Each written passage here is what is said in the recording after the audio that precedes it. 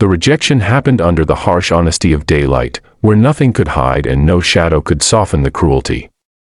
The wedding canopy stood decorated with borrowed flowers, the guests still seated, when the groom's family quietly turned away from the bride's wheelchair. In a single moment, everything she had waited for collapsed. She did not cry. She simply stared at the blue sky above her, wondering how something so bright could witness something so cruel. If you believe stories like this deserve to be told, stories about kindness and second chances, please like this video, comment your thoughts, share it with someone who needs hope, and subscribe to the channel Single Dad Diaries. Your support keeps these stories alive. Her name was Meher Noor, a 24-year-old woman from a narrow street where dreams were usually replaced by survival. Years earlier, a bus accident had crushed her spine and taken away the strength in her legs. Since then, life had shrunk to the size of a small room, a wheelchair, and the patient hands of her aging mother.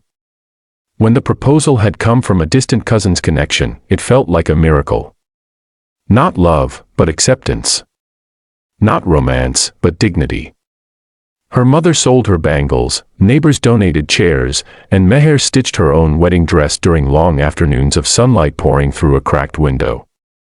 She believed that maybe, just maybe, her life was about to begin again. But on the wedding day, when the groom's relatives finally looked closely at her wheelchair, their smiles froze. Whispers turned into judgment. Judgment turned into shame. They said she would be a burden, that a paralyzed bride would ruin the family's future. By noon, the groom was gone. By afternoon, the guests had left. And by evening, Meher was wheeled back into the same small room she had hoped to escape forever. Days passed in silence. Meher stopped touching the unfinished embroidery on her dress. She stopped looking at the mirror. Outside, the world continued in bright daylight, children laughing, vendors shouting, life moving on as if nothing had happened. Inside, her heart carried a heavy truth she could not escape. In her society, a rejected bride was already broken. A rejected bride in a wheelchair was invisible. Her mother tried to stay strong, but Meher saw the fear in her eyes. What would happen after she was gone? Who would protect Meher from a world that had already decided she was less than human? Those thoughts were heavier than her useless legs. Some afternoons, Meher wheeled herself to the doorway just to feel the sun on her face, pretending it was warmth instead of pity. That was when Ariz Khan first noticed her. Ariz was a single father in his early 30s, known in the neighborhood for his quiet nature and his constant struggle.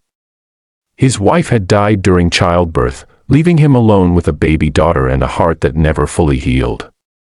He worked as a delivery driver, spending long days under the sun, coming home tired but gentle. Every afternoon, he passed Meher's street pushing his daughter's stroller, talking to her about clouds and birds as if she could understand. At first, our eyes only saw a woman sitting silently by the door, sunlight resting on her face like a blessing she did not believe in. Then one day, he noticed the wedding decorations still hanging inside the house, faded and forgotten. He noticed the wheelchair. He noticed the way Meher looked away whenever someone passed, as if expecting judgment before it arrived. Something about her pain felt familiar. Our eyes knew what it meant to lose a future you had already imagined. He knew what it felt like to be judged for circumstances you never chose. Slowly, without intention, his routine began to change. He lingered longer near her street. He greeted her mother respectfully. Sometimes he brought extra fruit under the excuse of his daughter's appetite. Meher did not smile at first, but she noticed. And noticing became hope's quiet beginning. Weeks turned into months. Our eyes learned about Meher's accident, her abandoned wedding, her fears. He never offered pity. He never rushed her healing. He simply treated her like a human being, like someone worth listening to. In daylight, they shared small moments that felt bigger than words.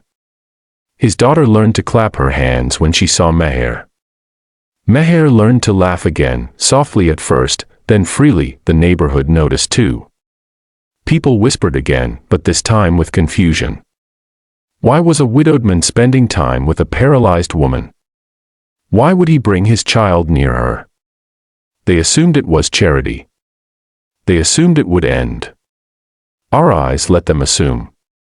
He had already made a decision in his heart that terrified him more than any gossip ever could. One afternoon, under the same open sky that had witnessed Meher's rejection, Our Eyes did something no one expected.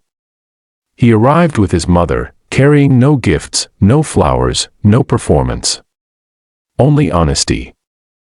He asked for Meher's hand in marriage, fully aware of her condition, her poverty, and the judgment that would follow. He did not promise miracles. He promised partnership. He promised respect. He promised that his daughter would grow up knowing what real strength looked like. Meher thought it was a cruel joke at first. Life had already taught her not to trust hope. But Our Eyes did not waver. He stood firm in daylight, where lies cannot survive long. For the first time since the accident, Meher felt seen, not despite her wheelchair, but beyond it. The wedding was small. No grand decorations. No borrowed gold. Just sincerity. Meher wore a simple dress, her hands steady this time.